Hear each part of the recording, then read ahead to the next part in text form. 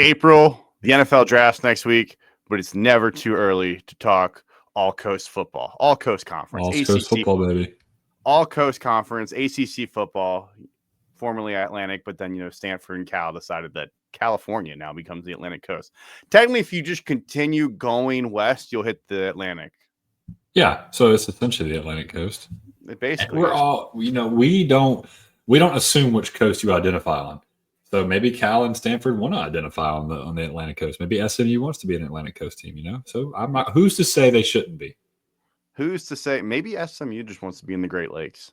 That's right. Yeah. You never know. You never know. Who would have ever thought that Clemson was nestled perfectly into the Pacific Northwest? They're basically Canadian. Of South Carolina. Exactly. Before we get into ACC, we got to talk about everything college football that's happened because this past weekend has been a doozy. What happened? I thought golf was the only thing on TV. Nico, I am a Lieva is I am a leaving at this point. We made this joke way before it was cool. I just want to say that. Yeah, we made it cool. We talked about it. Go back to our playoff when we were talking about the playoffs and then some of the episodes even during the season of last year, and we made the Nico I am a leaving joke a few times. I know we did. I know we did. I know for a fact that we did. But now he's Nico I am a not getting paid. I am a not getting paid. I am a chilling. I am a not going to be playing next year. He's in a bad spot, Jake. He's in a pretty bad spot, and I would say anybody doesn't know. So Thursday night, it came out that Pete Nakos came out and said, hey, basically Nico wants more money. He's getting paid a little over $2 million. He wants $4 million. Bunch of Tennessee people came out and was like, yeah, kind of, but not really. And all the Tennessee fan base came at Pete and was like, you're wrong. You're a liar. You're going to be fired. They jumped on it more because Nico's dad jumped in there and called him a bitch and was like, hey, this dude's lying. This never came out of our camp, yada, yada, yada. Yep. How stupid do you have to be to come out and say that before what you're about to say happens? That's about to happen. Friday morning, everybody's up, and all of a sudden there's a report Nico didn't go to practice. I've never played college football. You have. I feel like without knowing that a cardinal sin is not missing practice. There's nothing excusable. There better be dire circumstances that are the reason you miss practice. Yeah, we had a few people miss practice, and it was for deaths in the family, which is understandable. Yeah, right. To the point where if you were sick or if you had a very bad injury, you were still at practice. You just did not participate. So you were put off to the side. The only time you didn't participate is something was really, really. You better really, be really, at really grandma's funeral, basically. Funny story. I missed a bowl practice because my roommate in college claimed that he was a cherub, an angel that had come down. He was going to save us. He had Satan's flaming swords buried in our back. I'm not making this up. He had Satan's flaming swords hiding in our backyard buried.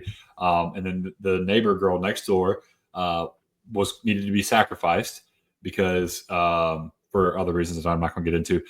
Essentially, this dude was crazy. He had escaped from a psych ward. And he texted me. He's like, "Hey, I'm coming. The plan is on." I was like, "I don't know." You live with him? He was my roommate, and I said, "Why did you live with him?"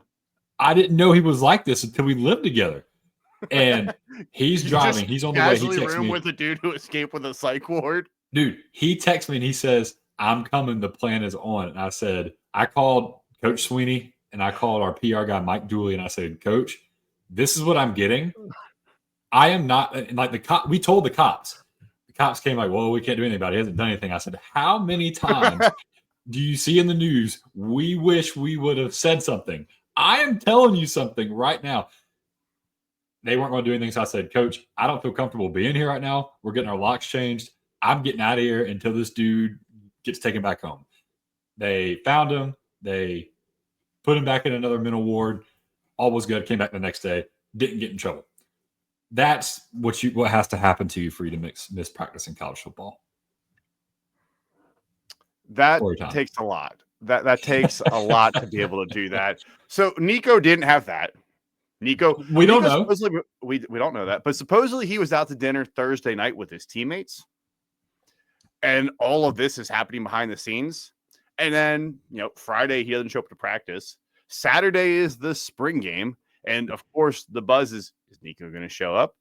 It felt like Friday night he wasn't, with everything that was coming out, all of the potential news and how much money he wanted, and this and that, and doesn't show up for the spring game. And Tennessee makes a statement Saturday morning that we are moving on from Nico. Josh Heupel says we are moving on.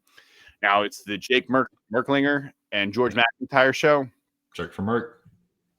And then there's some rumors, and I don't know how true this one is, that Nico wanted a raise before the Ohio State playoff game, or else he wasn't going to play. And then he went out and went 13 of 31 for 100 yards.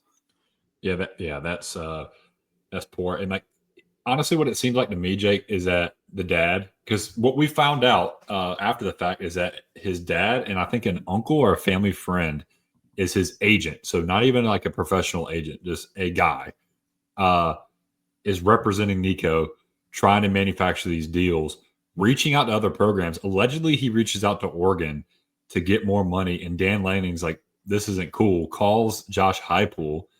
Now, you got to believe if this is a top-tier quarterback, Dan Lanning is staying on the phone, and he ain't telling Josh Heupel anything. If Arch Manning's calling up Oregon, Dan Lanning is not being white knight. You think if Jeremiah Smith had called out to Oregon and been like, yo, how much are you going to pay? Dan Lanning would have been like, you can write a number on a check. We'll figure it out. But Nico, he's like, I'm not sure you're really worth to actually call around and see how much more people will pay you.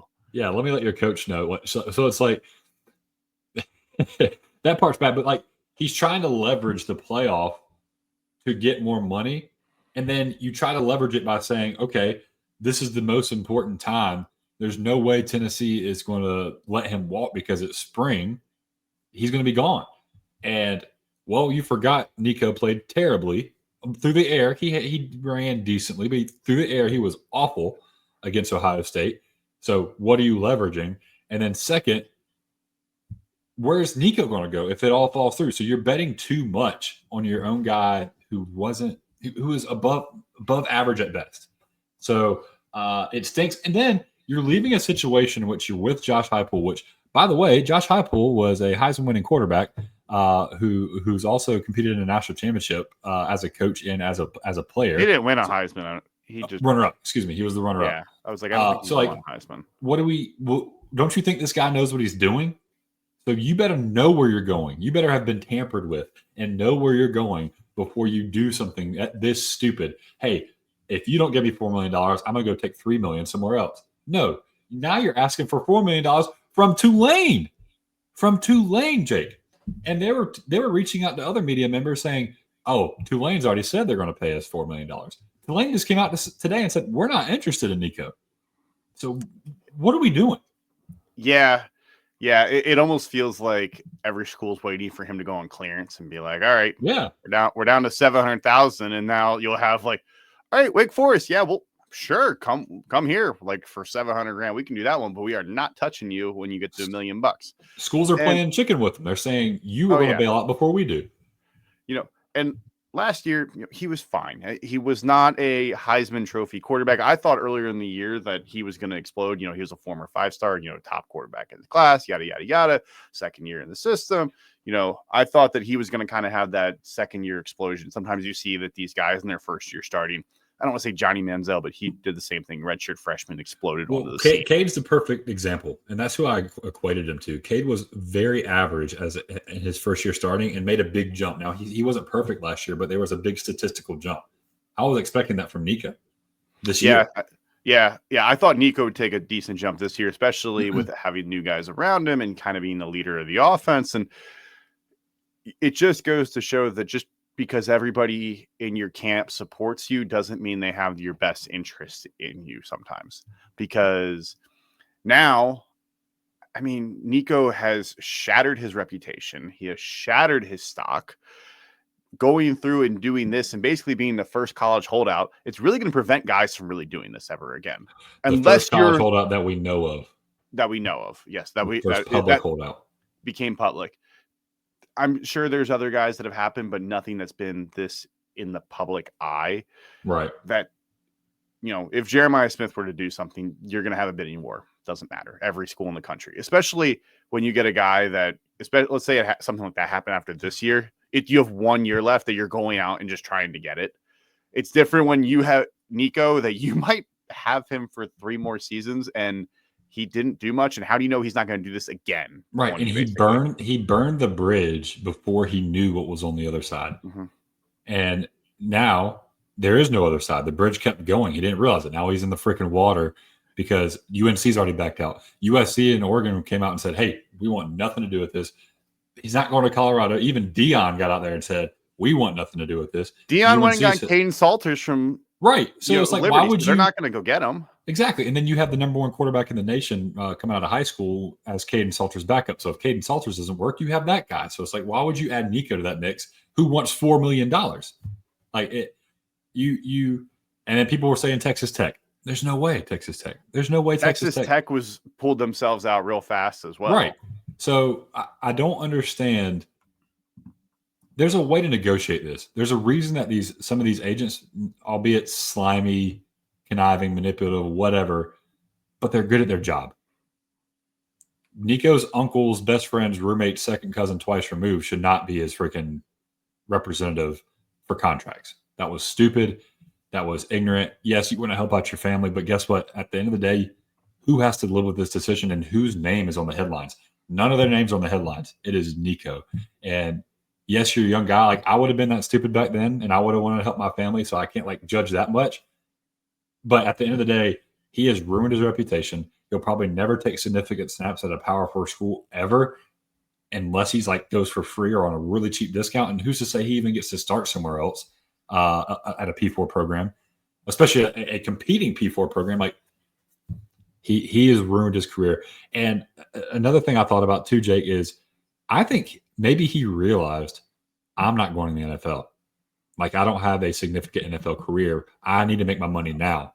I think that's still a little early for this because he was only he would be in a redshirt sophomore this fall. But the thing is now, let's say he does go. Let's say he starts somewhere, has a really good season, throws for 3,500 yards, 30 touchdowns, 10 interceptions or less. You go to the NFL draft, your stock's not going to be as high because you're going to have to answer this. People are going to be curious. People are going to be questioning it. Yes and no, stock happens. I mean, you get all sorts of, bling. I mean, Shedeur Sanders talks a lot, but at least he put up the numbers behind, the talk. He was in the top 10 for Heisman. He's getting his jersey retired. Fun fact. I don't know why. Nobody knows why. Yeah, that's a good segue. We'll get into that. But, I just don't think that Nico was getting the best advice. I don't really know where he's going to end up in the Power 4. But at this point, I don't think that Nico is – he can't go to the SEC because the spring portal window, you can't go to another SEC team. You pause it real quick. I gotta run upstairs. Sorry. So speaking of Shedeur Sanders, him and Travis Hunter are going to have their jerseys retired Saturday during the spring game. I get Travis Hunter. You want a Heisman. A lot of places when you win a Heisman, you get your jersey retired. It's fine. Do it early. Whatever. Shedeur won 9 games, went 13-12 as a starting quarterback. Make it make sense. Honestly, Jake, watch Travis Hunter getting his jersey retired, not even a year removed from him playing. I find that odd. I mean, I get it, but he was there for 2 years. I read that Tim Tebow doesn't even have his retired at Florida yet. Right. And how long was Travis Hunter at Colorado? Was it 1 or 2 years? He was there 2 seasons. Okay. I understand retiring it. I mean, this is the first time that Colorado's been relevant in forever. So, I mean, that's true. Strike while the iron's hot. I'm sure it's a recruiting weekend. So I get strike while the iron's hot. You don't know when Travis Hunter's going to be able to come back, especially in the NFL season, depending where he goes, as he get bye weeks. It's trying to coordinate that can be a little bit tougher. So I understand doing it. And maybe you did it next spring game, whatever. Shedeur, dude, if every quarterback that won 9 games in a season got their jersey retired or finished top 10 in the Heisman, schools wouldn't have any jerseys left. Think about how many quarterbacks would have their jersey retired already. Travis Hunter makes sense. Quarterbacks playing in the 30s at this point. Right. And Travis Hunter makes sense. Like you said, won the Heisman, won a plethora of awards. I mean, one of the best players we've ever seen. And I think because of the argument between him and Ashton Jeanty and whatever the usage stats that people got so analytical with Travis Hunter, we didn't get to actually experience how phenomenal of an athlete he truly, truly is, was at Colorado. And yes, he deserves to get his jersey retired. I think it's strange to get it done 1 year, but I guess whatever. To each your own. Deion Sanders is going to Deion Sanders. He's going to do everything his way. Retiring a jersey early, that's his way. You had to know that Shedeur Sanders was going to get his because Deion's his dad. We're going to retire Shiloh's too. I feel so bad for Shiloh. I really Shiloh do. is the forgotten child. Dude, Travis Hunter is higher on the totem pole than Shiloh. He is. Like we're making fun of this, but it's kind of true. But no, I think Shedeur got it. I mean, I think he was a good quarterback. I think he's a potential first-round quarterback. I don't think he's a jersey retired quarterback. Like you said, he won 9 games. Did they win their bowl game? Did they win a Big 12 title? Did they win a playoff game? Did they win anything of relevance? No. So it doesn't make any sense to me, especially a guy who didn't bring home any hardware, probably outside of the most valuable offensive player at Colorado's senior banquet. Why is he getting his jersey retired? I mean, yes, he brought a lot of relevance. He brought a lot of eyes to Colorado, but I would argue that that was more his dad. Shedeur maybe added to that, but I think Deion Sanders added more to the hype, the eyeballs on Colorado. I don't want to sit here and poo-poo on him. Congratulations, that's awesome. Shedeur's a good quarterback, but when is Duke going to retire Danny Dimes' jersey too? Right. Or when Riley is Leonard. UCF going to retire Blake Bortles? Right. You know, hold on. That one actually probably should happen. Going. Yeah, no, but you're right. That's the direction we're going. You know, and it's like Wisconsin. North Carolina State. Should North Carolina State retire Russell Wilson's jersey, even though he didn't even finish his career there? So it's like, I don't know. It would be like Penn State coming out after this year and saying, we're going to retire Drew Aller's jersey. Let's just say Drew Aller has a very similar season again, takes him to the playoff. Like, Penn State fans would probably be up in arms saying, like, we cannot retire a quarterback's jersey who didn't even win a national championship or a Heisman. Right. And Penn State's a little bit different because they have more of a history and a tradition of winning. But I see Colorado was really good in the 90s. Like, there's in the 90s. Plenty of guys. Penn State's been good since like the 50s. Yeah, I get that. But I'm saying, like, Colorado had some dudes there in the 80s and 90s. Yeah. And I don't even know if their jerseys are retired. Right. So, I don't know. It's strange. Congrats. Good job. I mean, they're still causing controversy. I mean, you have to think this is a media ploy to get people talking about Colorado in the offseason when no one else is really talking about anything but Nico. So good job. Deion is incredible at getting eyes to the program. Right. So kudos to him. That's exactly what he's doing. And he's having his cake and eating it too. His son is getting his jersey retired, and people are talking about Colorado again in April.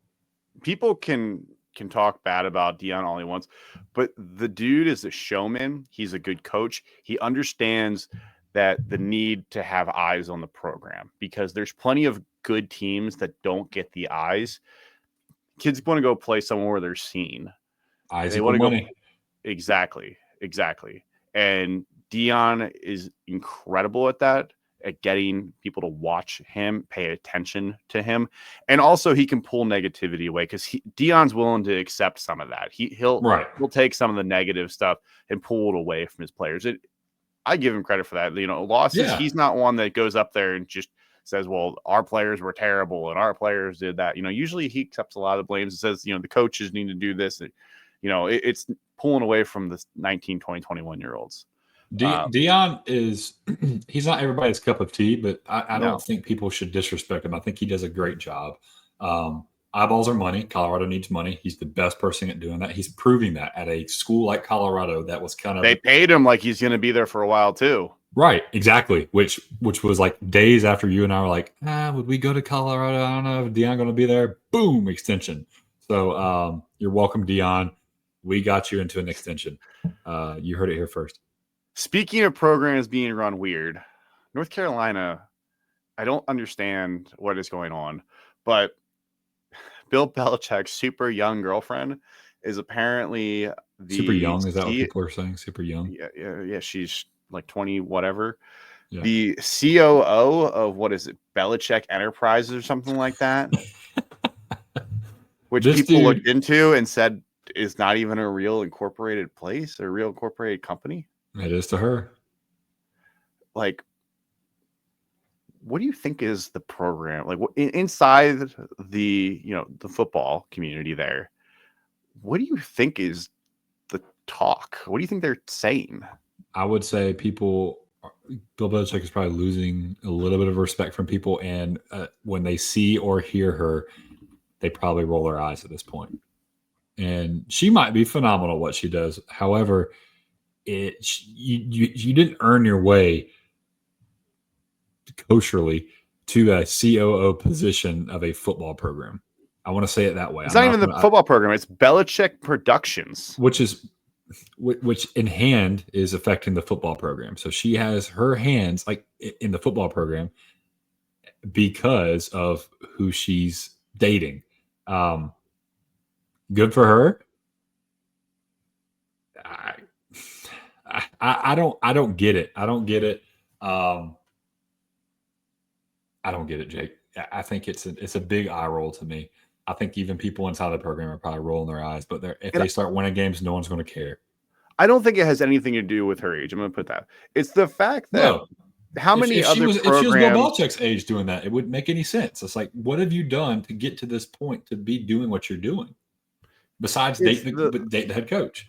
The lack of accolades, the lack of experience, even within a football program. Just because you're dating Bill Belichick doesn't mean that you automatically are qualified to be running these kind of programs.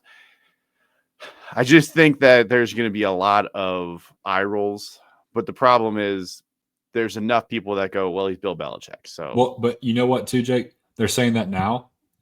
If they start losing, wait for the articles. Wait for the articles to come out about we just talked about it with Dion last year. It was all great until his first year when they were winning, and then when it was losing to Stanford after being up 29-0, then it was snowballing. It was just getting worse and worse and worse as the weeks went.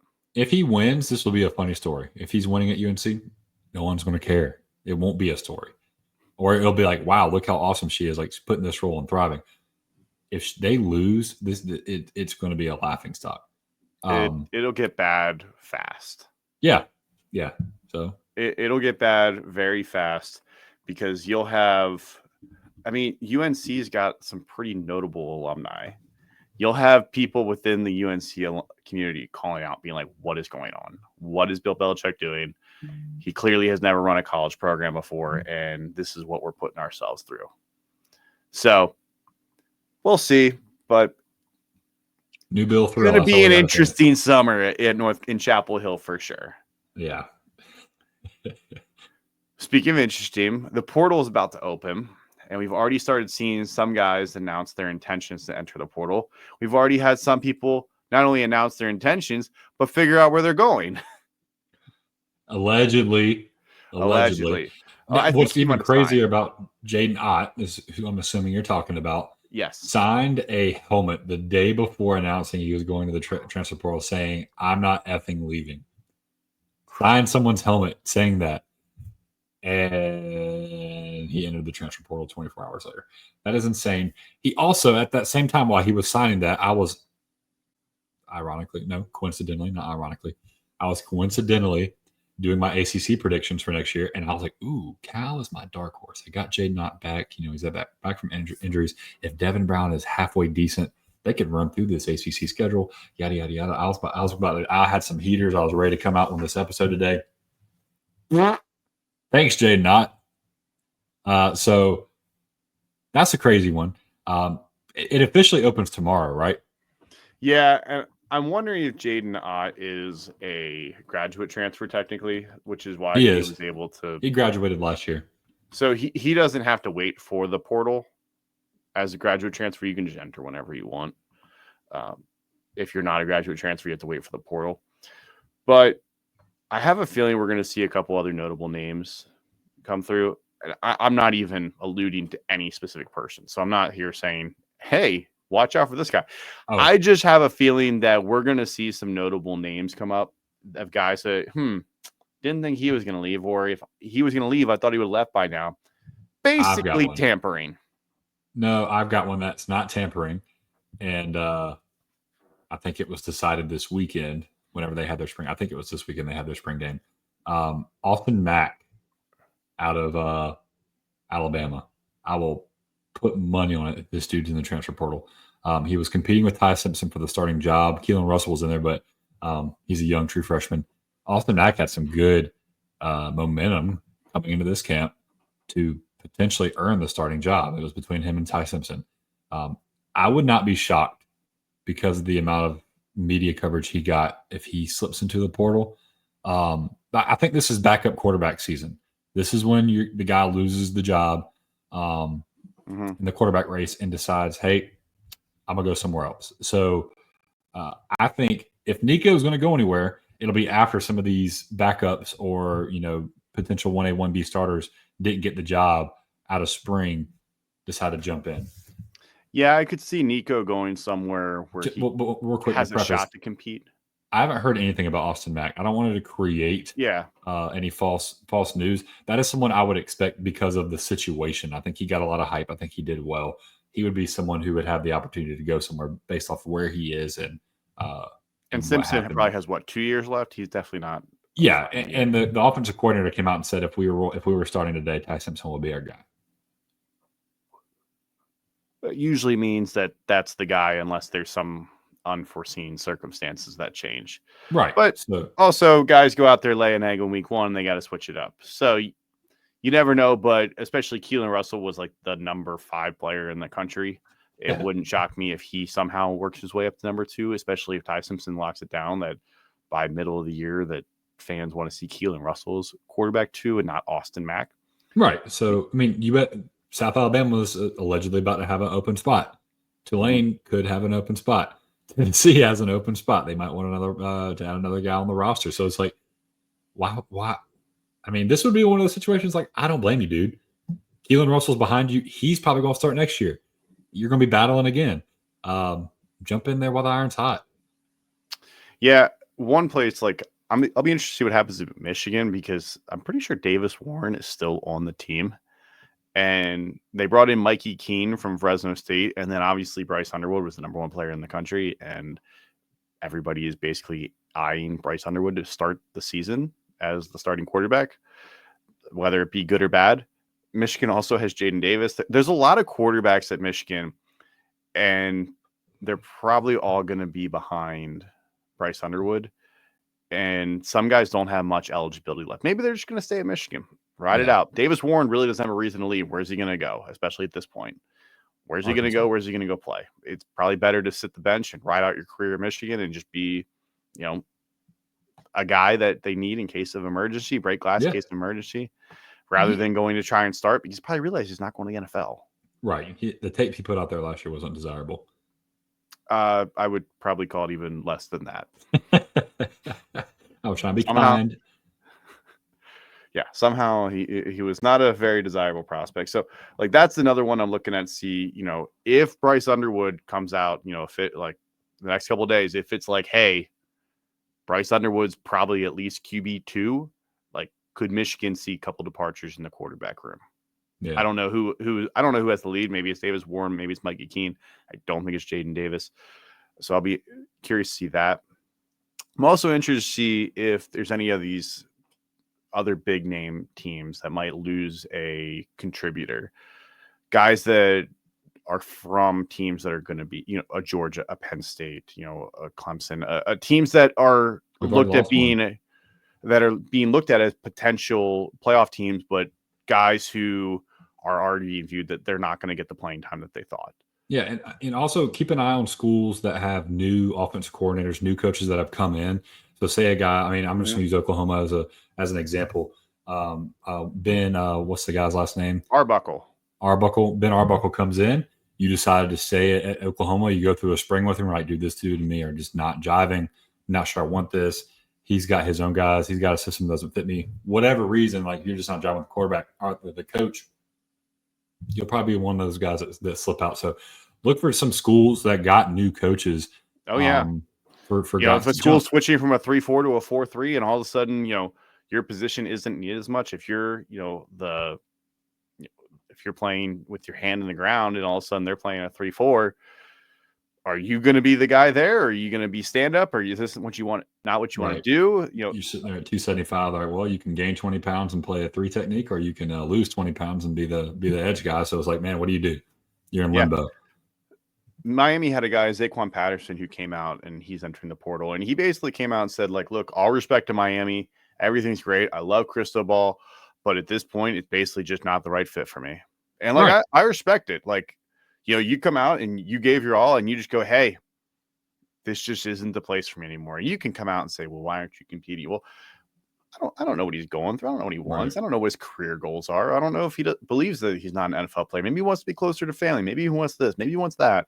I don't know. Maybe he just wants to play and basically has been told, like, hey, you're the third 3 deep on the safety. And he goes, you know what? I've been here for 2 or 3 years or however long he's been there. And go, you know what? I'd rather go play at Georgia State. And that way I can at least get snaps and maybe I can, just ride out my next couple of years, enjoy playing football.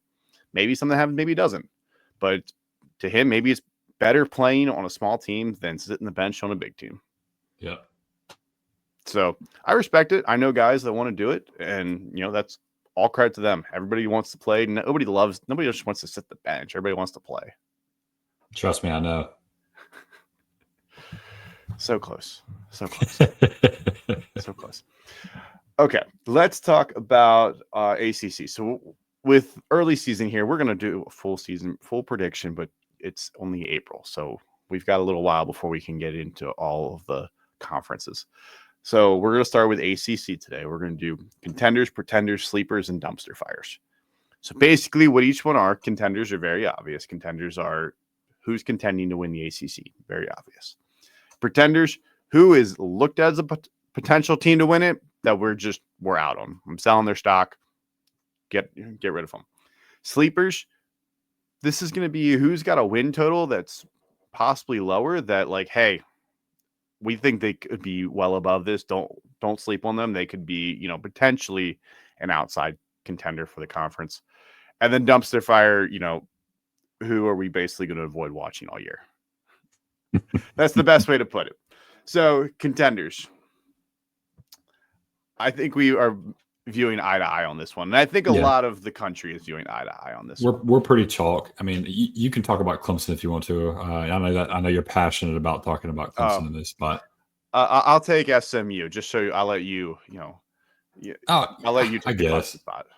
I guess. Well, you go ahead and cover SMU. You go first. Well, so SMU, obviously, they made the conference championship game last year, first year in the ACC, goes to the college football playoff. Kevin Jennings plays his absolute worst game of the year against Penn State. Worst game. Penn State's defense played great, but SMU also just laid an egg in the moments that they needed to compete. Mm-hmm. I think back to the very first drive, Kevin Jennings had his guy open basically in the end zone and threw a pass the wrong direction. Throws multiple pick sixes, puts the team in a terrible spot.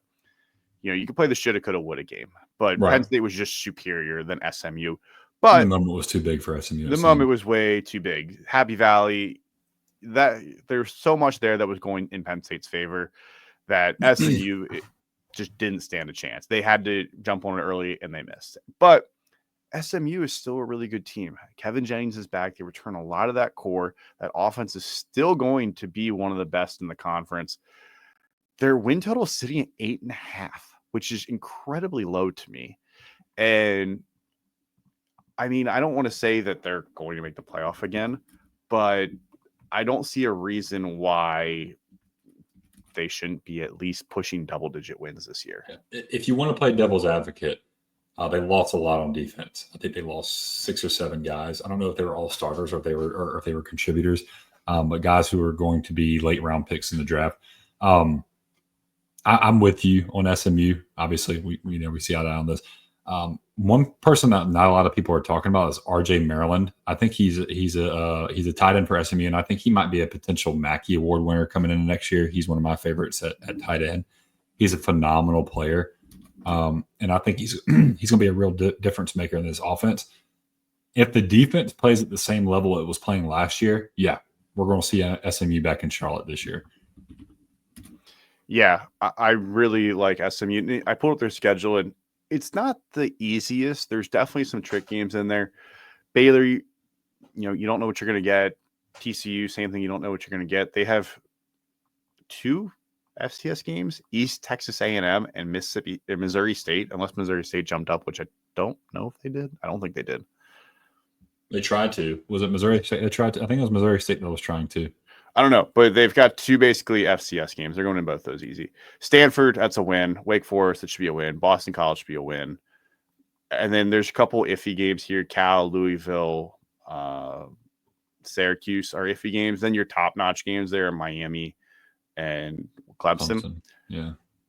But, I mean, with the offense they have, some of those iffy games, depending on what the ACC, you just don't know what you're going to get out of the ACC. Because I can see them going 9-3.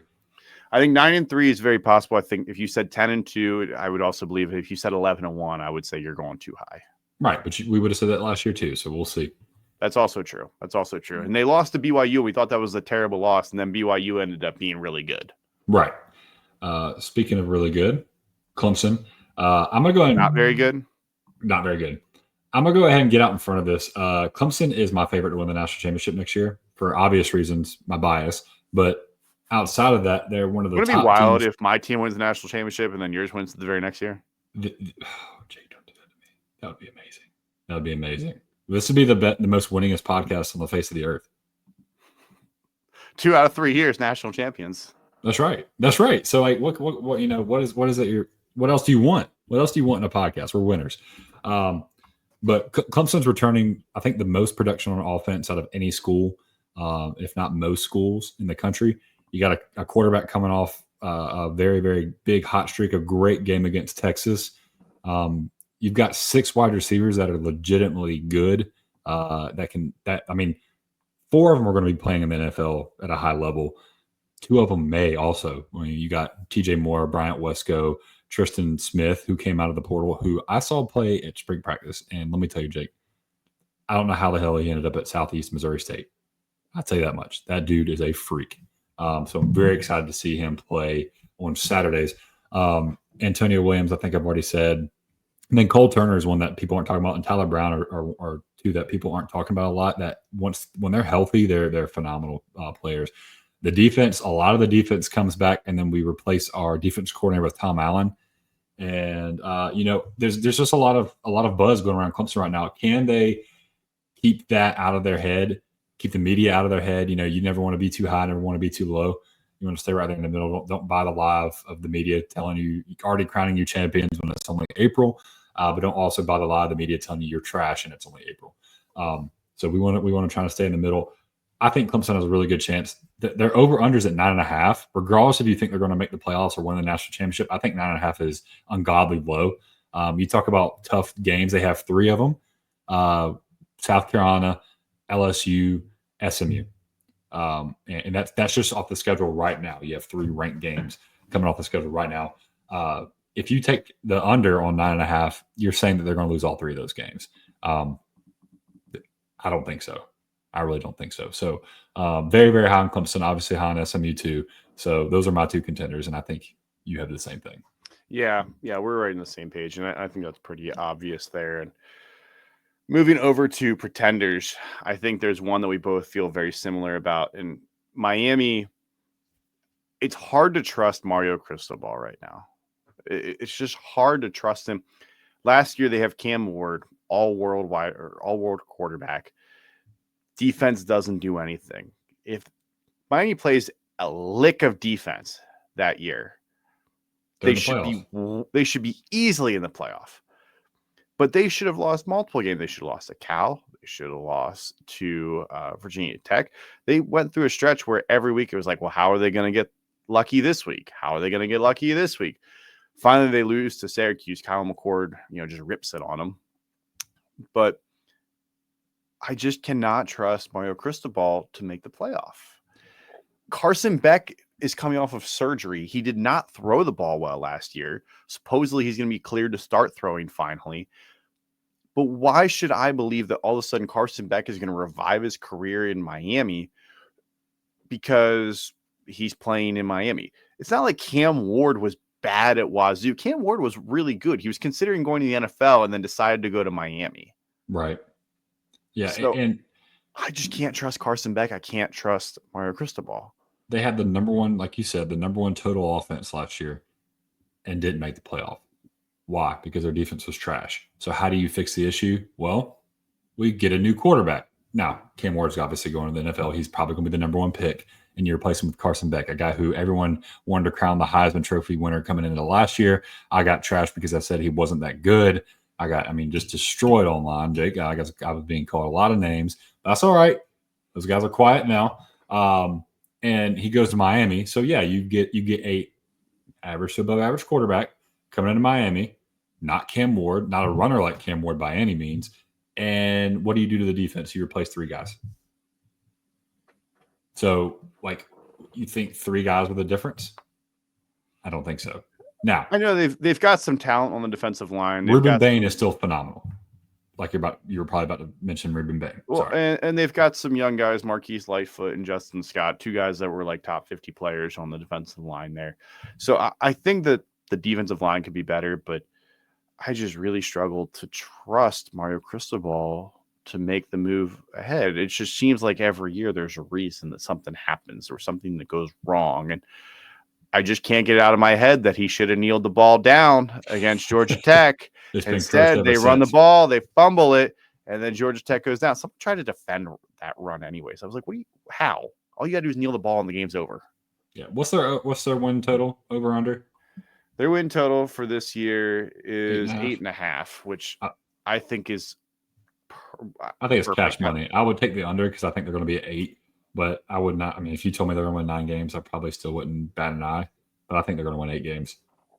I just don't think that they can compete for the ACC championship this year. No. I mean, I feel like we're in the twilight zone.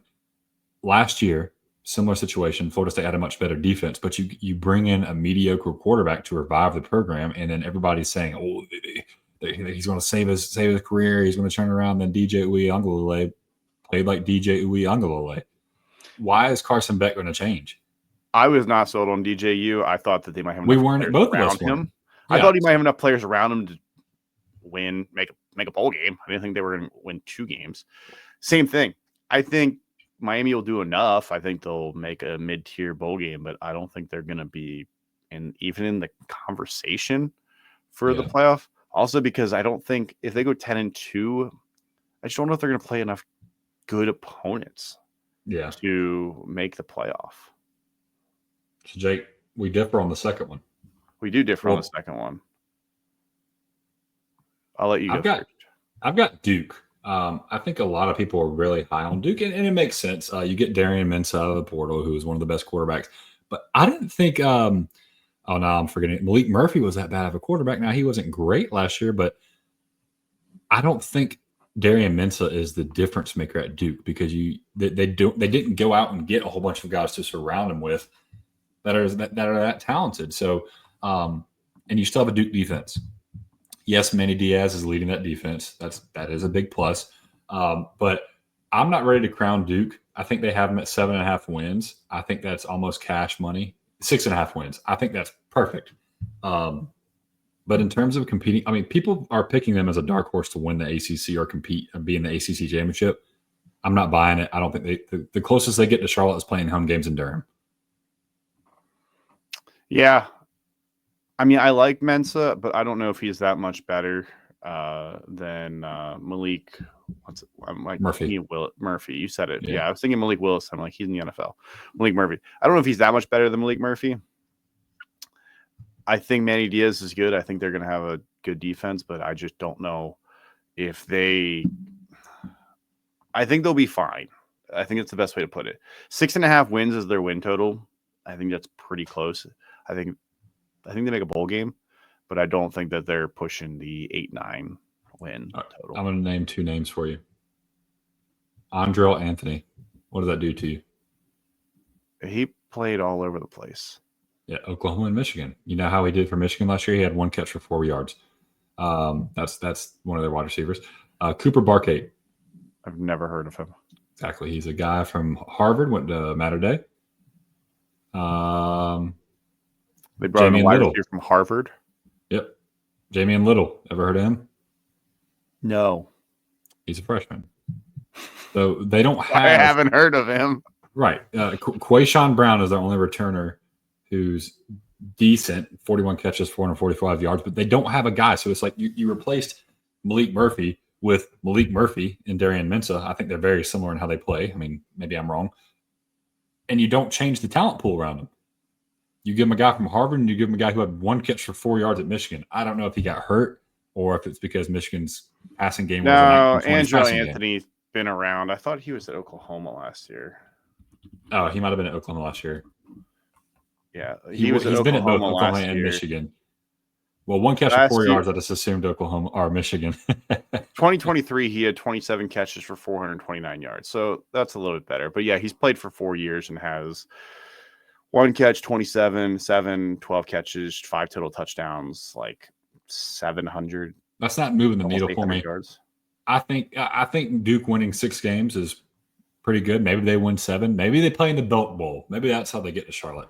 But I'm not buying any of the hype on Duke. And I will almost put UNC there, but I'm more bullish on Duke being bad than I am on UNC being bad. And Miami being bad. I'm selling stock in Louisville. Louisville has win totals 8.5, the same as Miami's. And I don't think that Louisville is going to win 9 games this year. I need you to convince me that Miller Moss is bad so I can agree with you. But I don't. I like Miller Moss too much. Why? What did he do? I think I'm still in that LSU game that I watched in week 1 of the college football season last year. That was enough. He's had like 4 good games in his career, which is great. But the problem is he has to throw it, sling it around. And I mean, I must have just been tuned into those 4 games because for some reason I'm like, I still think Miller Moss is a dude. Against any decent defense, he struggled. Maybe he'll do fine with the ACC not having like top-notch defenses, and him at USC not having to go against Penn State and Michigan and Wisconsin and these like tough, nasty defenses where he gets to play against like Pitt or something. But I'm just not sold that Louisville is going to go out and win 8, 9, or 10 games. At 8.5, I'm taking the under. I think they are clearly a 7-win team this year. Ja'Cory Brooks is gone. I just cannot see Louisville going over 9 wins this year. Like, that's just not going to happen. Miller Moss is fine. He's fine. That's all he is. He's Tyler Shuck 2.0. Well, look what Tyler Shuck did with Louisville last year. Yeah, he had Ja'Cory Brooks, though. They don't have Ja'Cory Brooks on this team. That's true. That's a bit. Ja'Cory Brooks went nuclear a couple times. Yes, he did. I don't want to talk about it. Ja'Cory Brooks went nuclear a couple times, and it single-handedly won a couple games for them. They're going to have to rely on the defense because I just don't think Miller Moss is going to be able to go out there and score, 30, 35 points every game. Yeah. He couldn't do it at USC, and they had tons of talent at wide receiver. They had Zachariah Branch and Deuce Robinson, and he still couldn't do it. So why am I supposed to believe that he's going to be able to do it at Louisville this year? Well, and to add to their point, they just lost, I forget the guy's first name, but Gillette, the defensive end, was an amazing defensive end at Louisville. He'll be a 3rd or 4th round pick. He's gone, obviously. So tough to replace that talent, but maybe they do. They have Chris Bell at wide receiver, who is, returning. He had a bunch of yards last year. I think he had like 700 yards. So, decent returning experience, but they lose a ton on the offensive line. They basically have to do a lot of replacements. I'm just not sold on them right now. Let's move over to our sleepers. We both actually have 2 different teams for our sleepers here. And reminder, this is teams that we think are going to go above this win total. Like, whatever their win total set right now, we think. My first one, I have Georgia Tech. Georgia Tech's win total for this year is sitting at 7.5. I think Georgia Tech wins 9 games this year. Yeah. I think Georgia Tech might beat Georgia this year. They should have beat Georgia last year, but I digress. Haynes King is back. They have Jamal Haynes. They have Jamal Haynes King, the nickname that they do. Jamal Haynes King. They've got both them back. They've got enough back. I know they lost Singleton, but they have Eric Singleton, but they have Rutherford back, who had almost the same amount of yards and actually had more catches than Singleton. I think this offense is going to have enough to be competitive in the ACC. And at plus 1,400 to win the ACC, I think, that's an incredible value. I think they can do enough. But I think that Georgia Tech with that offense is going to be able to be competitive basically every week. I don't know if there's a game other than Clemson on their schedule that I look and go, yep, that's probably a loss. Because I think if they're playing in Atlanta for this Georgia Tech game, which I think is stupid. Even though Georgia Tech is in Atlanta, they're not playing at Georgia Tech Stadium. They're playing at Mercedes-Benz Stadium, which is stupid. I agree. But Georgia's home, even though Georgia Tech's like 2 miles from the stadium. All dumb. I hate it. That makes sense. Play it on campus. Mercedes-Benz Stadium is beautiful. Love it. But play it on campus. Make them be outside. Yeah, I know you love it. Do love that. Great win there. Saw a great win there. But other than that, Colorado. Colorado's going to be breaking in basically a whole new team. I know they're playing in Boulder, but won't be shocked at all. I'm actually expecting Georgia Tech to win that game. I don't think Colorado's going to win that game. Virginia Tech, don't trust them. Duke, don't trust them. Syracuse, don't trust them. NC State, Boston College, Pitt. None of them are consistent. They play Clemson. They don't play Miami. They don't play SMU. I think Georgia Tech's going to win 9 games this year. The only thing I don't like about Georgia Tech is, like you said, Eric Singleton not returning. I think they get in a close game, they get in a shootout. Only having one guy could end up hurting them. But like you said, they're in the ACC. Maybe they'll be fine. Haynes King, I want him to prove more to me with his arm this year. And I think he can, and I think he probably will. I'm going to sound like a homer with my first one and probably my second one. I changed my second one on the fly. I originally had NC State. I like CJ Bailey. I think his name is – no, what's the quarterback's name? The returning quarterback in NC State. His name is slipping my mind. However, I'm pivoting. I thought it was CJ Bailey. It might be CJ Bailey. I'm going Virginia. And the reason I'm saying Virginia is because, number one, their win total is at 5.5. And they got Chandler Morris out of the portal. He's a 6-year senior. A guy, number one, I don't know if y'all remember his dad, Chad Morris. So he's been around football his entire life, knows the game. His biggest issue is that he was at TCU and they didn't really have any receivers. He was at North Texas, they didn't really have any receivers. He was at Arkansas and they didn't really have any receivers. So he hasn't been in a place that he's been surrounded by talent. Well, newsflash, he's going to Virginia. It's probably going to be the same issue. However, the defenses should be better. He's a 3,000-yard passing quarterback. He can run. He averages over 4 yards a carry. So I really think Chandler Morris can do enough for this offense, for this Virginia offense, to make them a 7-8 win team. I think they might win 8 games this year, Jake. And I know that sounds crazy. They have a pretty decent schedule. They don't play anybody that's ranked. And I don't know. I'm pretty high on Virginia this year. Again, Tony Elliott was there when I was there at Clemson. I've seen him coach. I've seen his brain. I've seen him talk to people and connect with people. I just know he's going to be a great head coach. I'm hoping this is the year.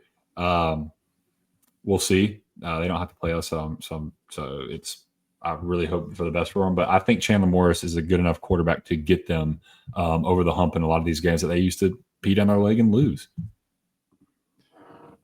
I'm just not sold on Virginia. I know you have a soft spot for Tony Elliott, but until I see it, I can't believe it. Brockville Mendenhall took them to like levels I didn't think were possible. And they still got curb stomped by Clemson in the ACC championship. They're still getting beat pretty bad in the even some of their best games. Yeah, and Chandler Morris is the one that's moving the needle for me. I really like him as a quarterback, and that might be stupid of me, but we'll see. My other one, we talked about him a little bit earlier, and I don't really know how I feel about it overall, but I'm going to take North Carolina to be a sleeper here. You and I are polar opposites on North Carolina because I almost put them as a pretender. And I think they could be, but I look at the schedule. Bill Belichick obviously won a bunch of Super Bowls. He brought in, pretty experienced coaching staff. Last year, quarterback play was an issue. Max Johnson played like half a game, and then he got hurt and was out for the year. And now they're going to have Max Johnson, and they're also talking about bringing in the guy from South Alabama. Gio Lopez. Quarterback play, Gio Lopez. So they should have a little bit, more, stability at the quarterback position.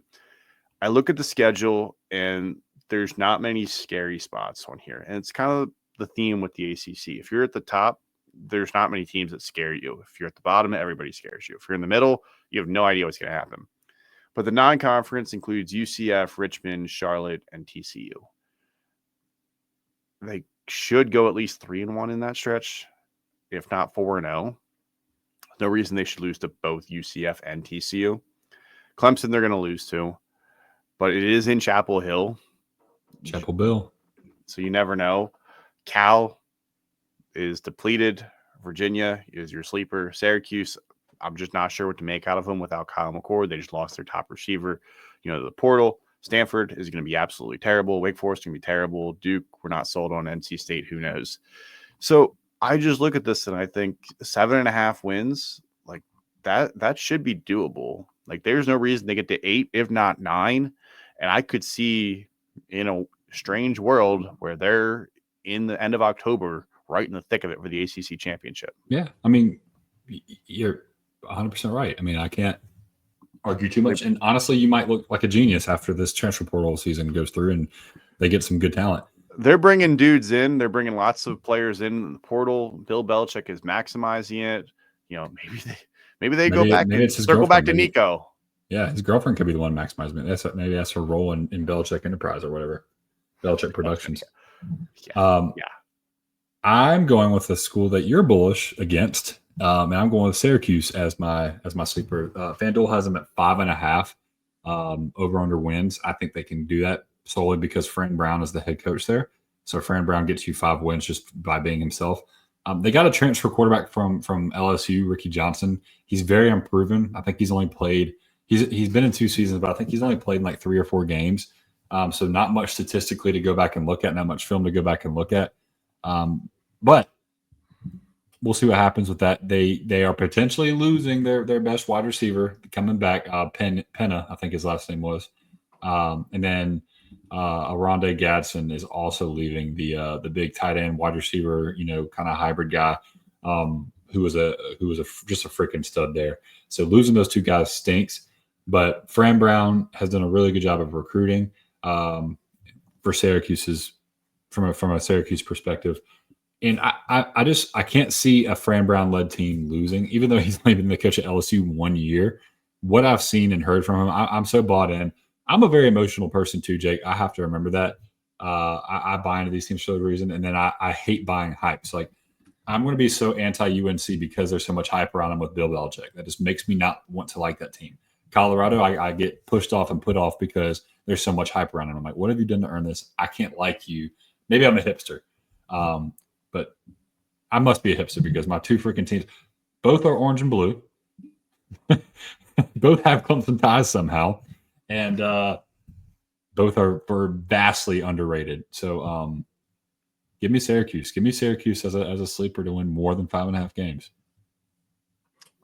Could happen. Fran Brown's a great coach, so we'll see what happens this year.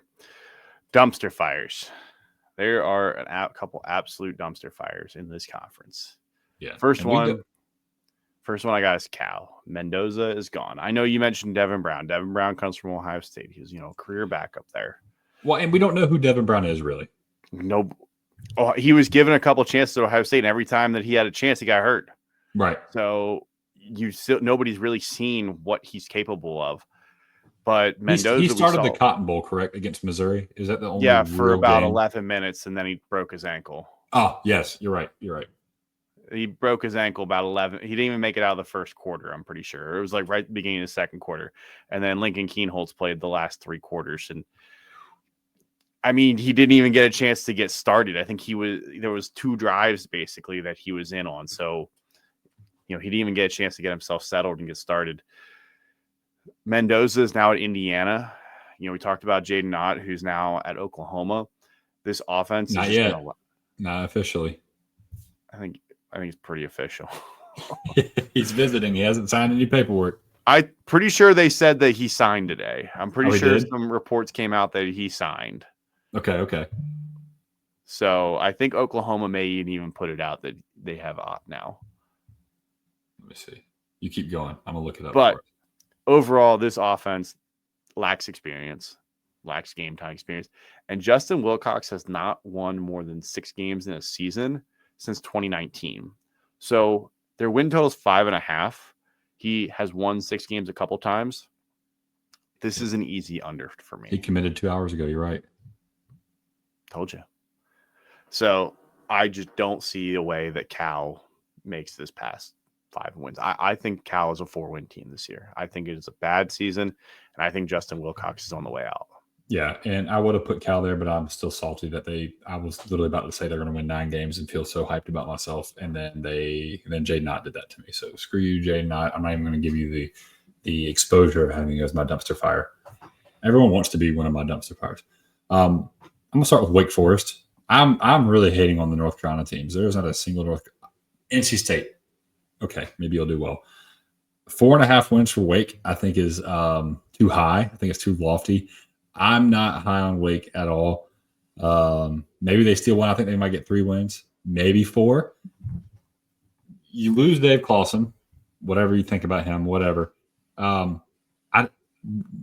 do they have? Who's their quarterback, Jake? I have no idea. Right.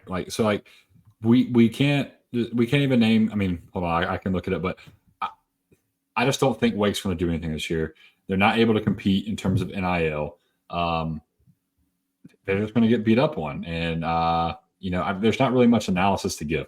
They have Robbie Ashford, the transfer from Auburn and South Carolina, and Robbie Ashford. I don't know if you've seen him play. He can run very well. He cannot pass. How is Robbie Ashford still playing football? No clue. He's a red shirt, gray shirt, LMNOP shirt, transfer senior. Super senior. With a COVID year, it was still a COVID year somehow?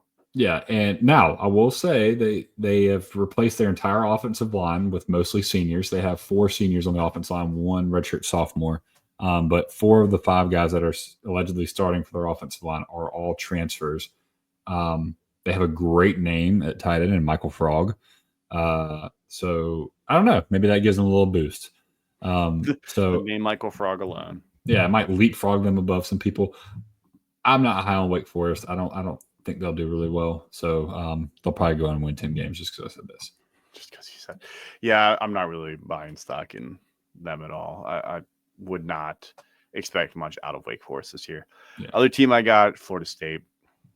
How can you even think Florida State is going to do well after they went 2-10 last year? But Jake, Thomas Castellanos, Gus Malzahn. Yeah, Gus Malzahn. Yeah, I think the games passed Gus Malzahn by a little bit. Now, I thought a lot of people thought that with Chip Kelly too, and then Chip Kelly, pulled out a great scheme. Now, the differences between Florida State and Ohio State is Ohio State had Jeremiah Smith and Travion Henderson and Quinshon Judkins and tons of playmakers and Emeka Ibuka. Florida State doesn't have that. Florida State doesn't have all those weapons. Thomas Castellanos he did well at Boston College, but I don't know if he's going to do well enough at Florida State to get them to 7.5 wins. Right. Florida State was really bad last year, like really, really bad, and losing games that they should not have been losing, and probably should have lost another game or two. They only won 2 games, and they probably should have lost to Cal. They could have went 1-11, and somehow Mike Norvell kept his job and is now on the hottest of hot seats entering the year. They have 4 new offensive linemen, 2 new wide receivers, and they open against Alabama. Yeah, it's going to be a long year for Florida State fans, I think, again. They're going to be ready for Norvell to be gone by the end of September. Yeah, absolutely. I've got are you done? Sorry. Yeah, go. As my other dumpster fire team, I have Stanford. They were awful last year. Now, they had some life. They played some good games. Who'd they beat last year who they shouldn't have beat? It was late. They beat Virginia Tech at some point, I thought. Was it Virginia? No, there was a team that they were like going down to the wire, and then they committed a penalty, and Stanford kicked a field goal to win the game. It was a walk-off field goal. You're right. Let me pull that up. I remember that one because they shouldn't have been in there, and then all of a sudden they ended up winning that game. Louisville. They beat Louisville. Louisville, yes, you're right. So they beat Louisville. But never mind. They got whopped by Virginia Tech. Right. You lose your coach. They beat Syracuse and Louisville last year. So like what was crazy is they were competing with people that were good, or they'd just get their absolute teeth kicked in. If you watch the Clemson game, they competed with Clemson. They just peed down their leg every time they got into the red zone. They ran for almost 300 yards against Clemson and still lost 41-17 or whatever, 41-14. I don't know. I'm not high on Stanford. You just lost your head coach. Yes, Frank Reich just came in there, but you got an interim coach who's already said he's going to be there for a year while they do a search, and then you've got guys who, how bought in are they? If they're guys from last year, were they even that good anyway? I think their quarterback transferred, the guy that was from Georgia. I'm almost 100% positive he transferred. I forget where. Elijah Brown, and they got Bear Bachmeier, which is Tyler Bachmeier's brother, who played Hank Bachmeier, who played at Wake Forest. And then you have Alec Aominer, who was a really good wide receiver. I think he might even be a second-round guy, is gone to the draft. So you're replacing the entire offense and their identity. It's not going to be good over there. I don't think they have a really good shot. It's going to be really bad football on the Atlantic coast of California. Yeah, I'm not super sold on it for basically any of the teams out in California this year. Yeah. Got a couple questions here before we get off for today. First one comes from Noah Lunsford. It says, why is Duke playing in Charlotte come December? I looked it up. The Duke's Mayo Bowl is in Charlotte. Yeah. So and it's in December. That's the only chance they have. Or there's a flood. There could be a flood and they can't play in their stadium and they have to play in Bank of America. I don't know the exact date of the Duke's Mayo Bowl, but it might technically be a January bowl game. But last year was a January, so it depends. But an ACC team does play in it. Virginia Tech played in it last year. Duke in the Duke's Mayo Bowl. It's happening. Prophecy comes true. That's the only way they play in Charlotte, unless they play Duke. Charlotte at Charlotte, the football team. Duke gets the Mayo bath. That's how we know. Yeah, they're not. They're not making the ACC championship. And then Updog Sports Talk asked us, what are some early surprise teams you guys have your eyes on? We kind of talked about them a little bit, and I'm guessing he means surprises in a good way. Well, I'll throw one in there that we didn't talk about too much, and that's NC State. They still have Noah Rogers, the transfer from Ohio State. They have CJ Bailey, like we talked about, and they also have one of the best names in college football at running back in Hollywood Smothers. I mean, you gotta admit, if the dude's name's Hollywood Smothers, he's gonna play well. Justin Jolly's still there at tight end. I really like what Justin Jolly brings to the table as a tight end. He's more of the H-back, kind of fullback kind of guy. Dakari Collins was their Z. He's now in the transfer portal. I don't think that does much for you anyway. And you obviously lost Casey Concepcion. Oh, well, I think they have FanDuel has them at 6.5 wins. I think they win more than that. I think they're a 7-win team at least. I don't know. I think NC State can turn some heads this year. If we want to talk about a surprise team that we haven't covered yet. I was also going to say Pitt. Pitt's got listed at 5.5 wins. Problem with Pitt is the back half of that schedule is not pretty. The last 3 games are Notre Dame, Georgia Tech, Miami. I don't know if they win any of those 3. They avoid Clemson, but they have Syracuse. I'm not huge on Florida State, but going to Tallahassee is not the easiest place to play. But before that, they have Duquesne, Central Michigan. I mean, West Virginia, that's not an easy game. Louisville, and then Boston College. I think West Virginia is going to be interesting with what Rich Rod is, but I think they can beat Louisville. I think they beat Boston College. I think they can beat Florida State. I think they can be sitting at 5-1 going to play Syracuse. Like if they're 6-1 midway through October, I mean, they're stunned. They're ecstatic with that. But I think Eli Holstein has the ability to take his team to win a bunch of these games. Yeah, I love Eli Holstein. He's a really tough guy. I mean, it was just brutal how he got injured towards the end of last year and couldn't finish it out. So I was at that game when he got injured, actually. I was covering that game, and I thought they kept him in too late, and of course they did, and that happened after Kyle McCord threw 5 interceptions in that game. Yeah, but threw 4 interceptions in the first half and 3 pick sixes. Somehow they're like, "Yep, keep going, slinging that rock." Yeah, so that's going to be interesting. Also, just quick thing that I saw that we haven't talked about at all. Could Nico go to Florida State? I think I said that out loud. I might have actually put that on Twitter that Nico to Florida State would be an interesting one. And that's not a bad thought. Would that change your mind on Florida State? Would they still be? No, I mean, it might make it worse, honestly. Maybe just a dumpster. It's pretty bad. I mean, Nico can't save the program. Nico feels like he's just a game manager. He's got a decent arm. I don't know. His decision making is not the greatest. His reaction ability is not super high. He waits a long time. And I mean, maybe Florida State would be okay, but I think he'd have to go into Florida State thinking like, you might not start. Yeah, he might have to just accept he's not going to start this year. Yeah. Thomas Castellanos is a dog. He also, I think he's a little injury prone as well. So that's he runs a lot. He does run a lot. Well, that does it for this week's episode. Next week, we're going to be back with Big 12 and talk about that chaos, whatever that is going over there. America's Conference. Yeah, America's Conference that basically you, me, and everybody under the sun has a shot to win the Big 12 next year. How many teams at the end? Was it 7 teams going in the last week that could technically have been in the Big 12? Like the last 2 weeks, there was a point where Cincinnati and West Virginia could have played for the Big 12 championship in November. It's like, how is this still possible? Both these teams are terrible. How are they still involved? Cincinnati, West Virginia, Colorado, BYU, Utah. Arizona State. Arizona State, who made it. It was insane how many teams were still available. There was all these different options, and I was like, how?